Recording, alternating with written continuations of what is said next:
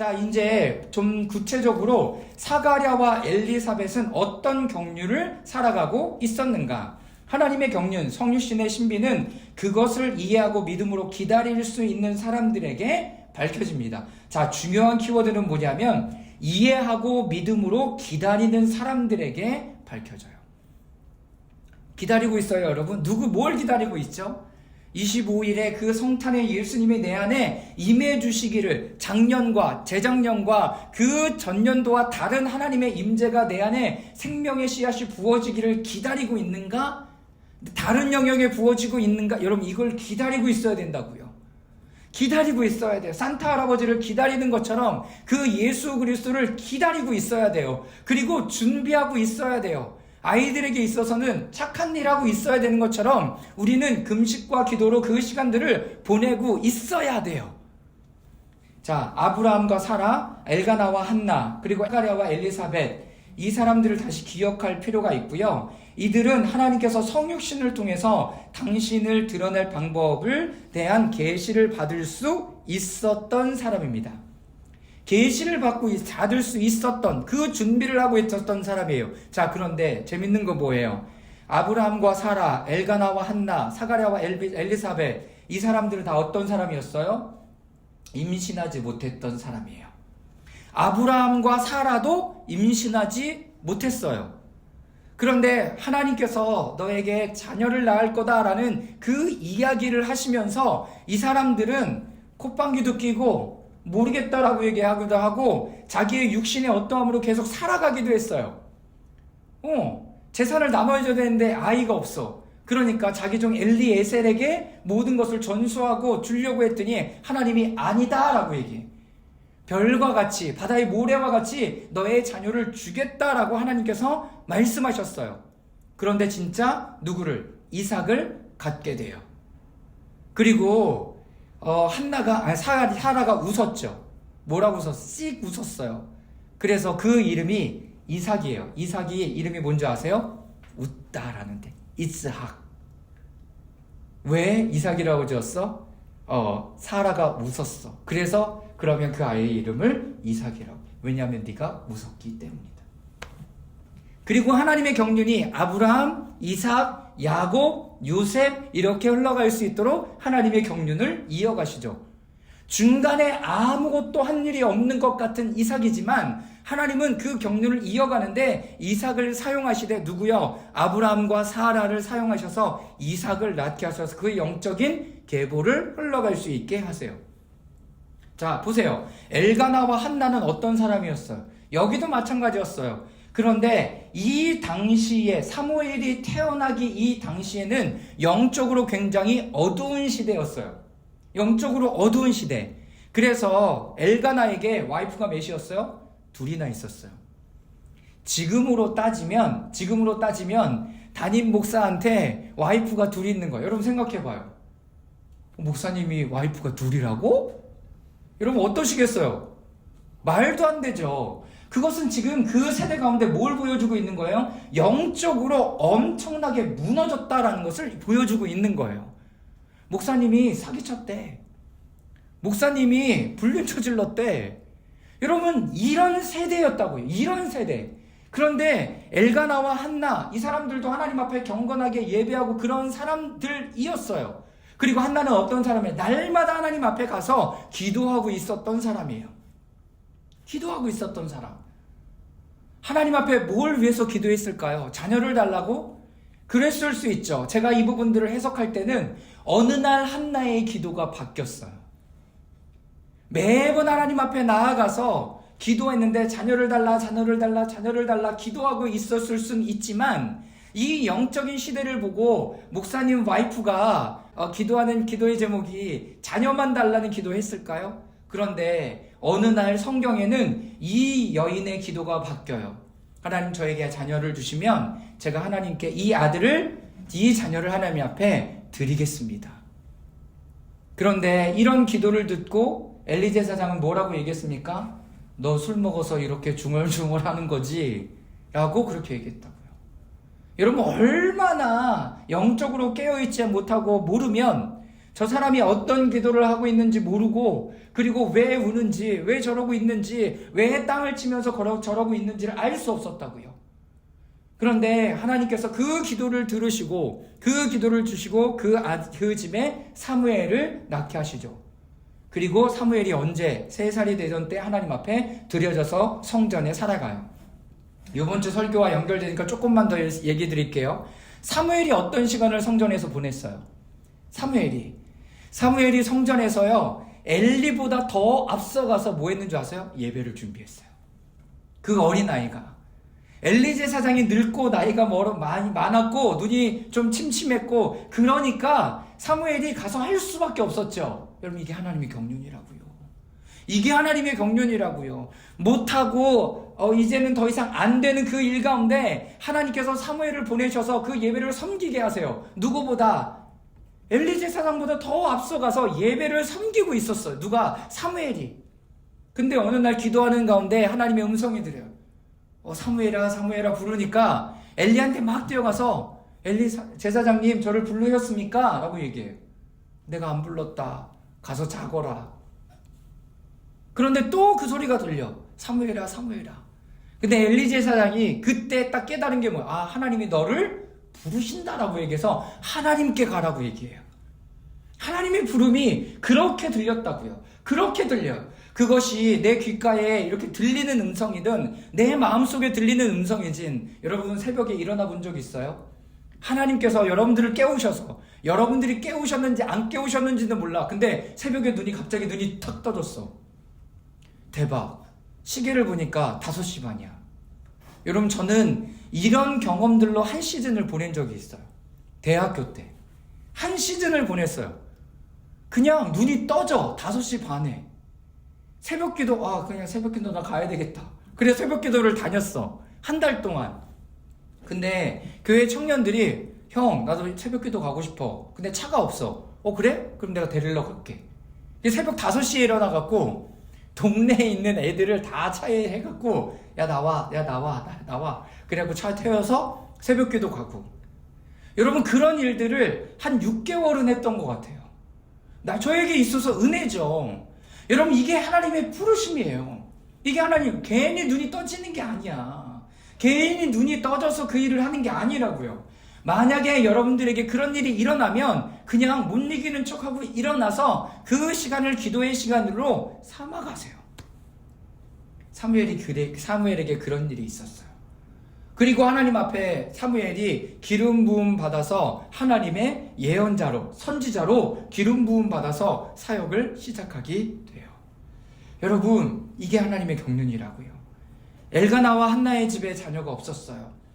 영적으로 어두워진 세대에 하나님 왜 자녀를 안 주시냐고요. 그런데 영적으로 이렇게 어두워져 있는 세대에 왜 하나님이 자녀를 또 주실까요? 왜 주실까요? 여러분, 주는 데 의미가 있고 주지 않으시는 데 의미가 있는 거예요.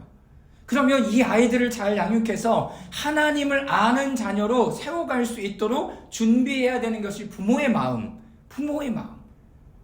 아니라면 하나님께서 이 시대의 경륜을 나에게 어떻게 살아가기를 원하시는지를 볼 수 있어야 되는 거죠. 사가랴와 엘리사벳도 마찬가지죠. 사가랴와 엘리사벳, 이 두 사람은 성경에 대해서 다른 이야기를 가지고 있었습니다.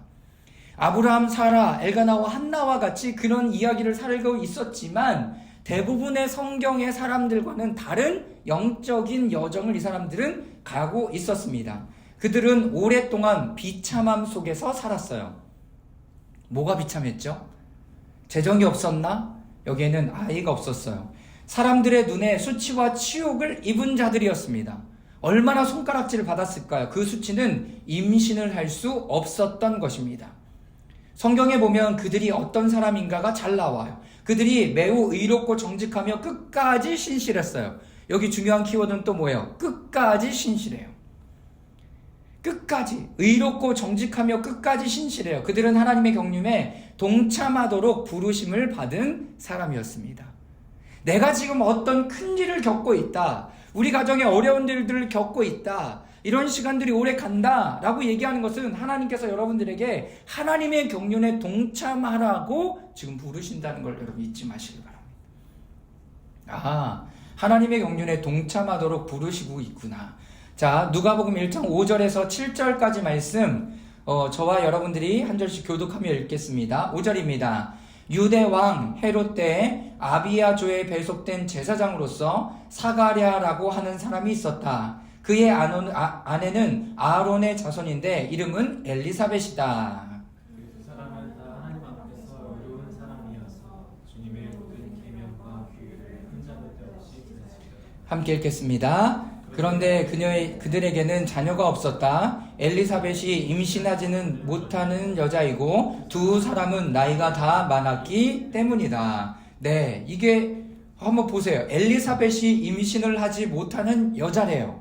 어떤 이유인지는 몰라요. 임신하지 못하는 여자. 그런데 두 사람이 나이가 많아. 가능성이 제로죠. 가능성이 제로예요. 아브라함과 사라도 마찬가지 두 사람이 나이가 많았어요. 100세 때 아이를 얻었으니까 가능성이 제로예요. 가능성이 제로인데 아이를 갖기 시작해요. 자, 제사장 가문의 두 사람, 의로운 사람, 계명과 규율을 흠없이 잘 지켰던 사람, 근데 자녀가 없어요. 상황적으로 임신하지도 못하는 여자 두 사람은 나이가 많은. 여러분, 이 자체가 수치라고요. 이 자체가 부끄러움이고 사람들의 입에 오르내리면서 치욕을 입은 사람들이에요. 그런데 하나님은 당신처럼 자신을 벗어버리고 당신의 경륜의 일부가 될 수 있는 사람을 찾고 계신다는 거예요.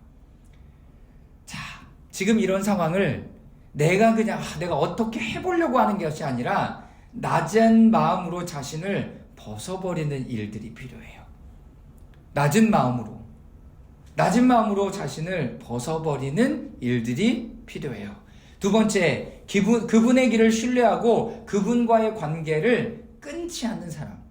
다시 말하면 끊임없이 하나님 앞에 예배하고 기도하는 사람 얘기하는 거예요.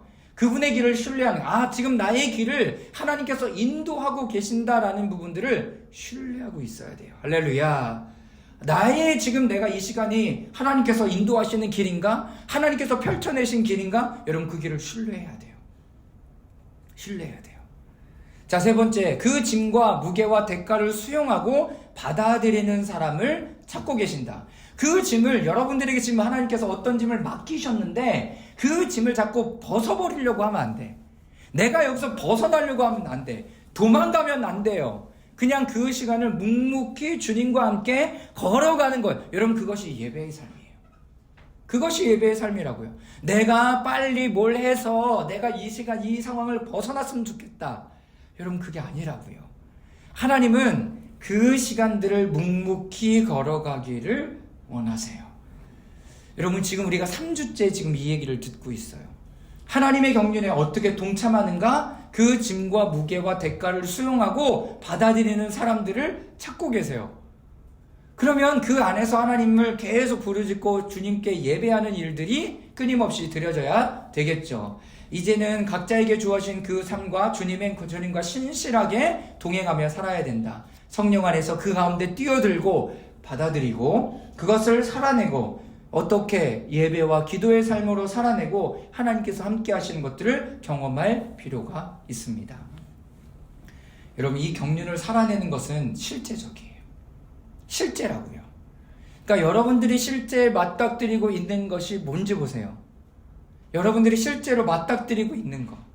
의미 없는 직장에서 의미 없는 일을 계속 하는 것 같아.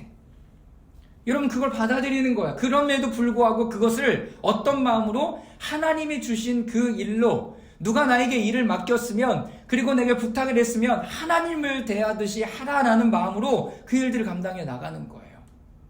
그리고 가정에서, 직장에서 이제 새롭게 나아가는 모든 일 가운데 나에게 맡겨주시는 그 하나님의 경륜은 무엇인가? 여러분, 거기에 머물러 봐야 되겠죠. 가정에서 지금 내가 어떤 일들을 겪고 있죠. 내 시간을 하나도 보내지 못하고 내가 다른 데에 쏟고 있는 것 같고 나는 없는 것 같은 그 안에서 여러분 그것을 받아들이는 거예요. 지금 하나님이 나와 동행하시기를 원하시는, 하나님의 경륜을 살아내기를 원하시는구나. 하나님의 경륜을. 여러분, 그래서 우리의 경륜은, 하나님께서 함께 하시는 경륜은 실제적이에요. 이것은 온 마음과 자신의 전 존재로 특별하고 큰 분량으로 하나님을 사랑하는 사람들의 이야기입니다. 그렇지만 그 동시에 그들은 자녀가 없고 열매가 없는 자들인 거예요. 열매가 없어요. 열매가 안 보여요. 그럼 열매가 안 보이면 어떻게 해야 되죠? 더 노력해야 되는가? 아니요. 하나님 그것을 여러분들에게 요청하지 않아요. 포도나무에서 열매를 맺는 법칙을 여러분 생각해 보세요. 어떻게 하면 돼요? 어떻게 하면 돼? 붙어 있으면 돼. 붙어 있을 때 하나님이 필요 없는 가지를 제하여 버리시고 더러운 가지를 씻기시고 새롭게 하시고 변화시키고 그 안에서 열매 맺게 하세요. 제가 라디오에서 되게 재밌는 얘기 들었어요. 나무를 연구하고 나무를 계속 평생 동안 연구하신 분이 이런 얘기 하더라고요. 나무가요, 자기가 계속 자신의 생명을 유지하기 위해서 필요 없는 가지들을 스스로 잘라버린대요.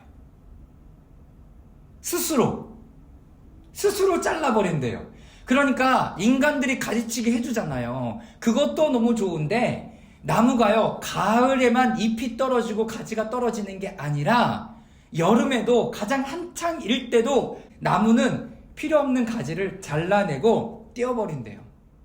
그래서 필요한 부분으로 계속 자라나간대요. 계속 자라내.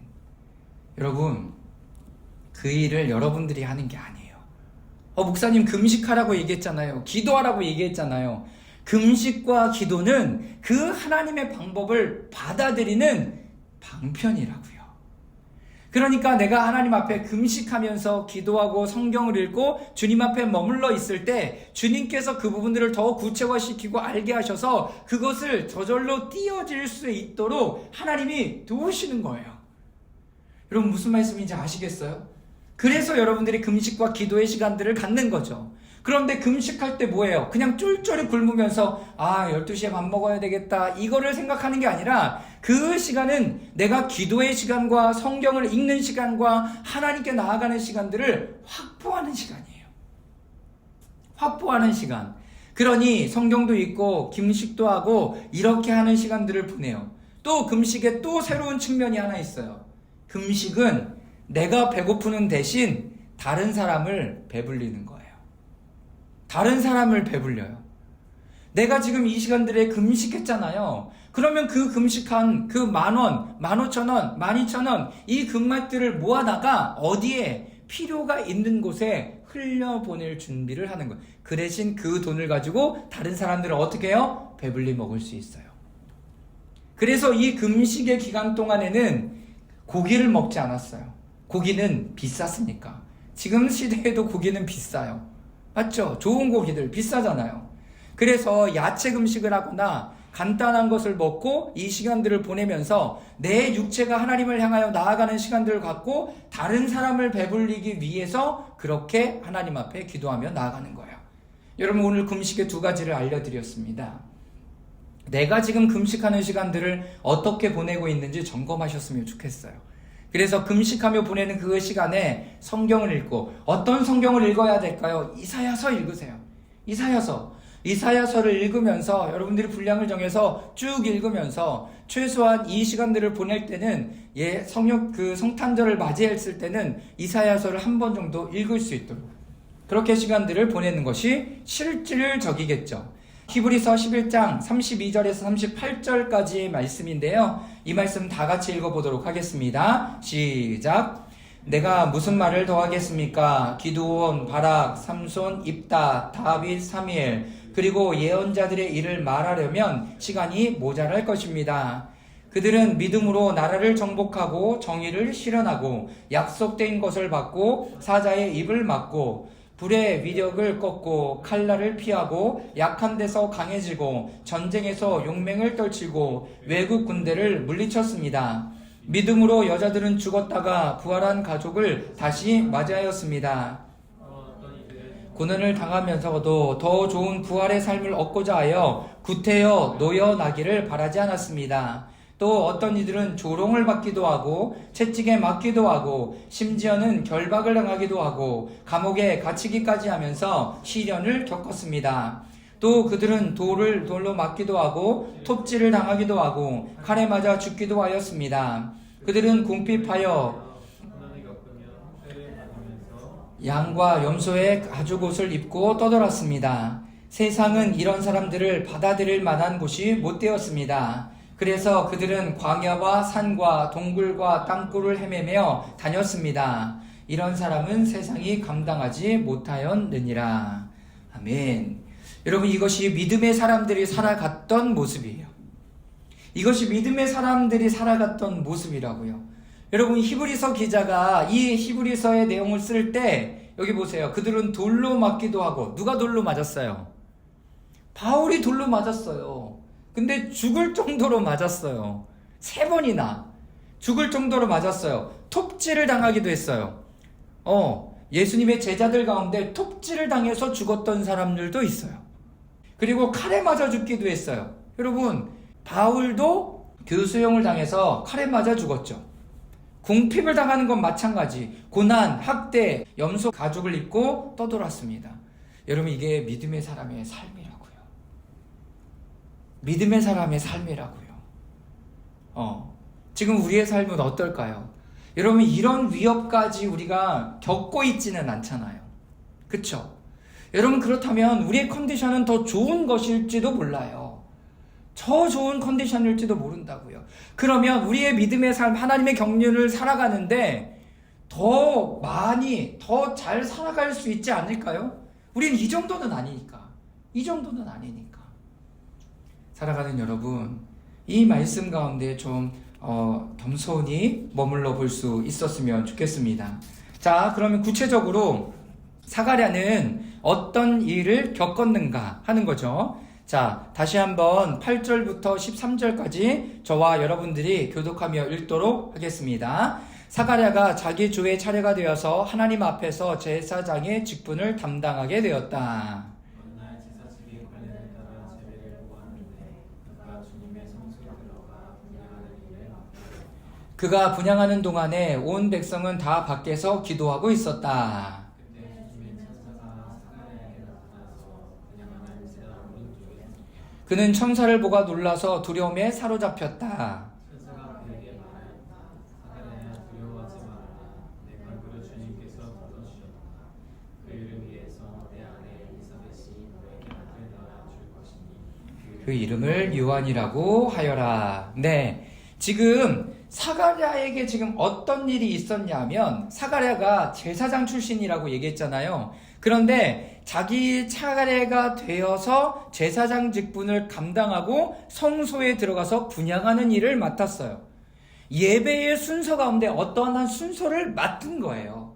그런데 그 순서를 맡고 기도하는 동안에 어떤 일이 나타나냐 하면 천사가 그 가운데 나타나요. 그리고 천사의 방문을 통해서 하나님의 음성을 듣죠. 사가랴야, 두려워하지 말아라. 주님께서 내 간구를 주님께서 들어주셨다라고 얘기해요.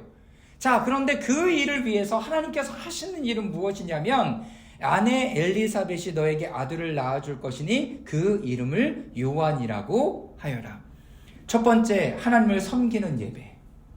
나의 기도의 응답, 내가 필요한 것을 하나님 앞에 나열하러 나아가는 기도의 시간이 아니라 하나님 모든 사람들의 죄를 가지고 하나님 앞에 나아가서 분향하는 그 일, 하나님 앞에 향기로운 제사로 드려지는 그 섬김의 예배를 드리고 있을 때 어떻게 해요? 두 번째, 천사가 방문해요.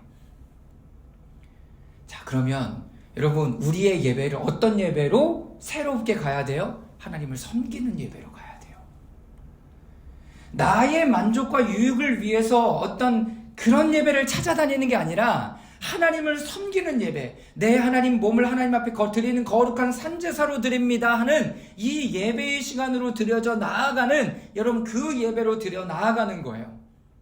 이게 섬기는 예배라고 여러분들에게 나누었잖아요. 두 번째, 그때 천사가 방문해요. 기가 막힐 노릇이죠. 엄청난 은혜죠. 내가 예배하고 대표 기도를 섬기고 찬양을 인도하고 찬양의 싱어로 섬기고 자막을 하고 반주를 하고 여러 가지 어떤 직분들을 섬기고 있는데, 그리고 예배의 식사를 만들고 있는데 하나님께서 천사를 통해서 방문해 주세요. 여러분 완전 은혜죠. 여러분들이 그래서 하고 있는 그 어떠한 일도 가벼운 일은 없는 거예요. 가벼운 일은 없는 거라고요. 그 일을 통해서 하나님의 천사의 방문을 경험해요. 그리고 하나님께서 어떻게 하십니까? 그가 기도했던 것에 응답이 일어나요. 그가 뭘 기도했는지는 성경에 나오지 않아요. 그런데 많은 교부들, 그러니까 예수님의 제자와 제자들이 이야기하는 부분은 뭐냐면, 사가랴의 기도는 하나님께서 당신의 백성을 방문하시고 모든 이에게 구원을 가져오시기를 하나님 앞에 기도하고 있었다는 거죠. 그런 기도를 하고 있는. 그럼 나의 기도는 오늘 무슨 기도냐는 거예요. 내가 하나님 앞에 오늘 드려지는 기도는 어떤 기도냐는 거예요. 하나님, 이 세대와 민족을 위해서 우리가 어떻게 하나님 앞에 기도하며 나아가기를 원하는지를 하나님 앞에 구하면서 나아가는 거죠. 여러분, 근데 여기에 주목해야 되는 게 바로 이거예요. 하나님, 이 땅과 이 나라에 하나님께서 일하실, 하나님께서 찾아와 주시고 방문해 주시고 일해 주십시오라고 기도하는데, 하나님께서 뭐라고 얘기해요? 그 일을 위해서 내 아내 엘리사벳이 너에게 아들을 낳아줄 것이니 그 이름을 요한이라고 하여라. 이 나라 이 민족의 일들을 네가 지금 하나님의 경륜을 따라서 지금 이렇게 하는 것을 통해서 내가 자녀를 보내줄 건데, 내 자녀를 통해서 그 일이 준비될 거야 라고 얘기해요. 그러면 지금 내가 지금 감당하는 일은 뭐예요? 아이를 낳는 거예요. 이 아이를 낳는 거라고요. 하나님, 그거는 내 삶 가운데 이루어지지 않아야 되는 일입니다 라고 거부하면 하나님의 경륜이 일어나지 않을 거예요. 근데 사가랴 어떻게 했어요? 여러분들이 아는 것처럼 믿지 않았어요. 그래서 말을 못하고 벙어리가 됐어요. 하나님의 경륜이 지금 그 사람을 통해서 일어나려고 하는데 받아들이지 않아. 그러니까 너 입 닫고 있어. 너 아무 말도 하지 마. 너 입 닫고 있어. 어느 때까지? 아이를 낳을 때까지. 11달, 12달, 입 닫고, 10달, 입 닫고 있는 거야. 너 입 닫고 있어. 아무 말도 하지 마. 왜? 나는 잘 모르겠는데 하나님은 갑자기 임해주셔서 이렇게 하나님이 하실 일을 그냥 아무것도 아닌 보잘것없는 일로 날려버릴 수 있기 때문에 그런 거죠. 여러분, 이것을 내가 받아들이고 하나님 앞에 나아갈 때 하나님은 우리의 가정을 통해서, 나를 통해서, 우리 자녀를 통해서 하나님의 경륜을 이루어 가실 거라고요. 여러분, 그걸 신뢰하는 거예요. 지금 나의 기도가 눈앞에 떨어져 있지만 이 기도가 내 때에 이루어지는 기도가 아닐 수 있다고요. 아닐 수 있다고요. 내 자녀를 통해서 하나님 이루어줄 것이라고 얘기하잖아요. 조금 더 구체적으로 얘기하면 말라기 3장 1절 말씀입니다. 우리 다 같이 읽겠습니다. 시작. 너희가 오랫동안 기다린 주가 문득 자기의 궁궐에 이를 것이다. 너희가 오랫동안 기다린 그 언약의 특사가 이를 것이다. 나 만군의 주가 말한다. 여러분, 예수님이 오시기 전에 말라기서에는 뭐라고 해요? 하나님께서 자신의 특사를 보내겠대요. 그러면 이렇게 보면 이 요한은 하나님의 누군 거예요? 특사인 거죠. 이 일들이 이루어져야 누가 올 수 있어요? 예수님이 올 수 있어요. 여러분, 이게 하나님의 경륜이에요. 여러분, 소름 돋지 않아요? 소름 돋지 하나님이 지금 어떤 일을 하시기 위해서 단계를 밟아가고 계시는 중이에요. 하나님께서 이미 얘기하셨던, 선지자들을 통해서 얘기하셨던 그 단계를 보내고 있는데, 지금 사가랴와 엘리사벳을 통해서 누구를? 세례 요한을 보내심으로 말미암아 그 단계를 시작했어 라고 하나님께서 말씀하시는 거. 할렐루야. 여러분, 하나님께서 우리에게 마음 주실 수 있어요. 그 마음이요, 하나님의 단계를 좀 겪어가야 돼요. 겪어가야 돼요. 여러분, 말라기서부터 지금 예수님이 탄생할 때까지 몇 년이 걸렸는 줄 아세요? 400년이 걸렸어요. 400년.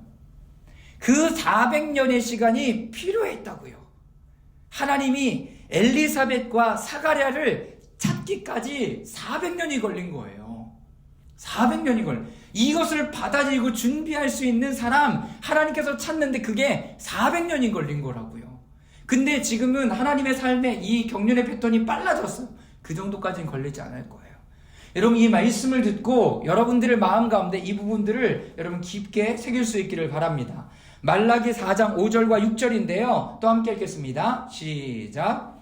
주의 크고 두려운 날이 이르기 전에 내가 너에게 엘리야 선지자들을 보내겠다.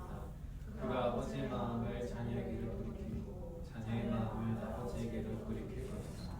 돌이키지 아니하면 내가 가서 이 땅에 저주를 내리겠다. 네, 이것도 말라기에 지금 있는 내용이잖아요. 크고 두려운 날이 이르기 전에 내가 너희에게 엘리야 예언자를 여러분 크고 두려운 날이 뭐예요? 크고 두려운 날, 마지막 재림의 때를 이야기하는 거예요. 근데 너에게 엘리야 선지자를 보내겠다. 엘리야 선지자는 능력의 종이에요. 능력의 종. 그래서 기적과 어떤 일들을 일으켜내는 하나님의 사람이에요. 그 사람을 보낼 거래요. 자, 어떻게 한대요? 그가 그의 마음을 마음을 자녀에게로 돌리고 자녀의 마음을 아버지께로 돌릴 것이다. 돌이키지 않으면 내가 가서 이 땅에 저주를 내리겠다.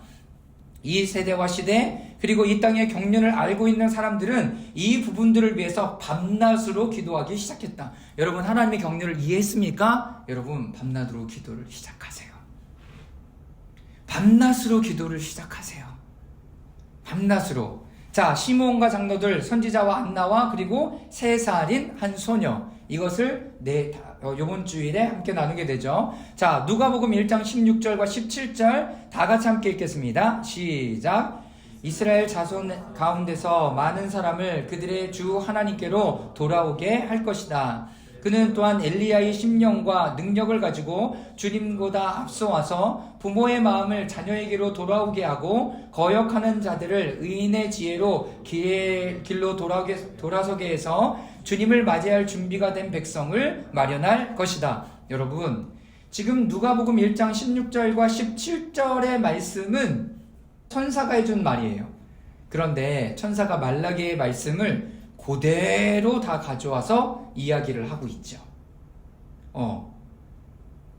근데 여기에 엘리야의 심정과 능력을 가지고 주님보다 앞서와서 부모의 마음을 이런 주님을 맞이할 준비가 된 백성을 마련할 것이다. 어떻게 돼요? 좀 더 메시지가 구체화되죠. 여러분 예언의 말씀은 구체화돼요. 예언의 말씀은 구체화돼요.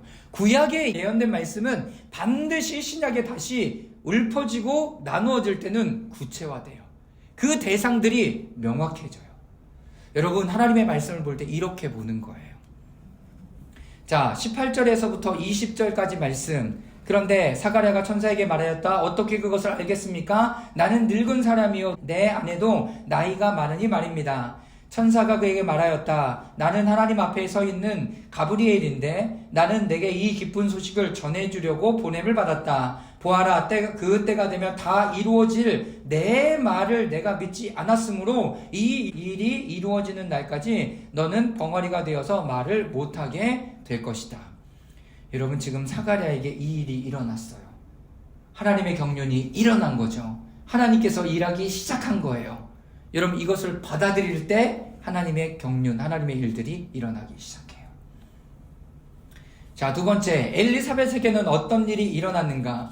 그 뒤에 얼마 지나지 않아서 그 아내 엘리사벳이 임신하고 5달 동안 숨어서 살면서 이렇게 말하였다. 25절 다 같이 읽겠습니다. 시작.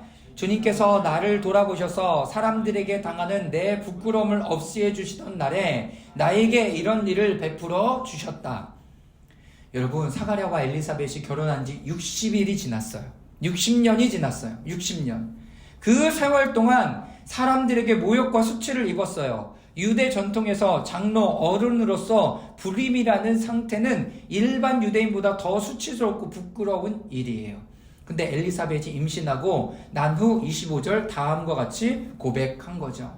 자 보세요. 여기 보세요. 하나님의 경륜이 누구를 통해? 엘리사벳을 통해서 일어나요. 그런데 엘리사벳의 수치는 뭐였죠? 자녀를 낳지 못하는 거였어요. 그래서 사람들에게 수치를 받고 있었어요.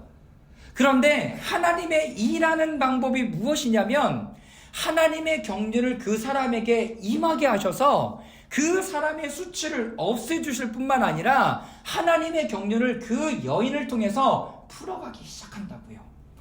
다시 말하면 일석이조라는 말이 여기에 맞는 거죠. 하나님의 경륜도 일어나고 하나님께서 그 사람을 택해서 일하시면서 그 사람의 수치도 없이 해주시는 거예요. 할렐루야. 여러분, 그러면 하나님의 경륜을 안 받아들일 이유가 없는 거예요. 지금 내가 겪고 있는 이 상황과 이 모든 어려움들과 아픔과 힘듦, 나의 존재 자체를 이해하지 못하는 이 시간들을 여러분, 하나님과 함께 안 보낼 이유가 없는 거예요. 그럴 때 하나님께서 나의 어떤 것도 해결하실 뿐만 아니라 하나님의 경륜을 나를 통해서 이루어 가신다고요. 할렐루야. 여러분, 그것을 받아들이는 거예요. 그것을 받아들이는 거라고요. 하나님은 계속 지금 우리에게 이 메시지를 주고 계세요. 여기에서 중요하게 다루어야 되는 포인트는 하나님의 경륜, 하나님의 나라와 백성, 민족과 세대를 위해서 기도하고 있을 때 그분은 당신의 경륜을 이루어 가시며 나의 수치와 모욕과 아픔을 어떻게 치유하기 시작해요. 치유하기 시작한다고요. 어떨 때요? 하나님의 경륜을 내가 함께 살아가고 있을 때 하나님께서 나의 수치와 모욕과 아픔을 치유하기 시작한다고요. 그러니까 그 짐을 내버리고, 내가 지금 맞닥뜨린 그 짐을 내버리고 그냥 다른 데로 쫓아가고 뭘 하고, 여러분, 그런 게 아니에요. 그냥 내 삶 안에 이것을 받아들이는 거라고요. 받아들이는 거. 그럴 때 하나님이 일하시면서 나의 모든 부분들도 치유하기 시작하는 거예요. 마태복음 6장 33절 말씀 다 같이 읽겠습니다. 시작. 너희는 먼저 하나님의 나라와 의를 구하라. 그리하면 이 모든 것을 너희에게 더하여 주실 것이라. 여러분, 이게 이 말씀이에요. 먼저 그의 나라와 의를 구하라는 게 교회 와서 열심히 기도해라, 섬겨라, 이 얘기를 하는 게 아니라 하나님의 경륜을 살아가라는 거예요. 그것이 하나님의 나라와 의를 이루어가는 일이거든요.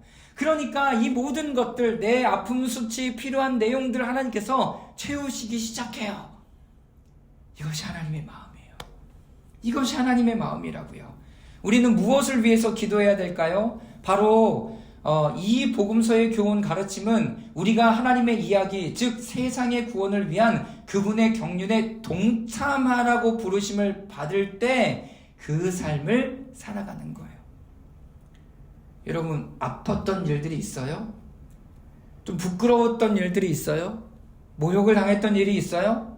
내가 수치스러워졌던 일들이 있습니까? 내가 진짜 아무것도 되지 않아서 어려웠던 적이 있어요? 여러분, 그것을 하나님의 경륜에 동참하라는 부르심으로 받아들이는 거예요. 그리고 그 짐을 내가 지는 거예요. 그리고 살아가는 거예요. 그런데 그렇게 갈 때 하나님께서 나의 수치, 모욕, 아픔, 두려움, 걱정, 이런 모든 부분들을 다루어 가시고 치유하고 회복하기 시작하시는 거예요. 이 부르심을 받은 사람들은 모욕과 수치 속에서도 어떤 삶을 살았는가? 그들은 예배의 삶을 살았어요. 하나님을 섬겨드리는 예배. 그들은 기도와 간구를 드렸습니다. 비참한 삶과 기도와 예배의 삶이라는 두 가지 경륜이 함께 일하고 있던 거예요. 네 번째, 이 절기는 하나님께서 당신에게 오시고 방문하시는 것을 위해 깊은 기도를 배우도록 우리에게 주시는 시간이 됩니다. 하나님은 이 금식 절기를 넘어서 나를 사용하기를 원해서, 나를 뭘 사용하기를 원할까요? 하나님께 섬겨드리는 예배로 나의 삶을 드려가기를 원하세요. 금식으로 하나님께서 나의 마음을 다루어 가시는 시간들을 원하세요. 나라와 민족을 위해서 기도하는 시간들로 삼기를 원하세요. 금식 기간 동안 내 마음에 출산한 기도를 계속 지키고 전쟁과 고난, 버림받음을 수용하고 때로는 은혜를 잃어버린 것 같은 느낌을 받아들이는 거죠. 하나님의 은혜로 우리가 사순절을 시작하면서 집중된 방식으로 이것 가운데 들어가기 시작합니다. 아무것도 안 되는 것 같아요. 여러분, 그거를 짊어지고 가는 거예요. 이런 것들을 부인하는 거죠. 우리는 자기를 부인하고 예수님을 따라갑니다. 나의 혼의 갈망이 아니라 내 안의 영의 갈망을 따라가는 거죠. 하나님께서 당신의 백성에게 오시기를 간절히 기도하고 기도하는 한 우리는 그리스도의 성육신의 일부임을 배우는 절기가 됩니다. 그분은 우리 안에서 성육신 하실 겁니다. 할렐루야. 여러분, 이것이 사가랴와 엘리사벳의 이야기입니다. 여러분, 사가랴와 엘리사벳의 이야기를 통해서 내 마음에 머무는 부분이 어느 부분이에요? 여러분들에게 수치와 아픔과 모욕과 나에게 지워진 짐이 뭐예요, 여러분? 여러분, 그 짐을 가지고 금식과 기도로, 그리고 내 안에 하나님께서 다루고자 하시는 부분을 가지고 기도로 계속 하나님 앞에 나아가는 거예요. 그것을 받아들이는 거예요. 나를 부인하고 여러분 그것을 받아들이면서 주님과 함께 그 여정을 가기 시작해요. 여러분 그럴 때 하나님의 경륜이 이루어가기 시작할 뿐만 아니라 하나님께서 그 경륜을 받아들이는 사람들을 치유하고 회복하고 다스려 가시기를 시작하세요. 여러분들에게 그 은혜가 있기를 바랍니다. 한 5분 정도 침묵 가운데 우리 기도하는 시간들을 좀 갖도록 하겠습니다.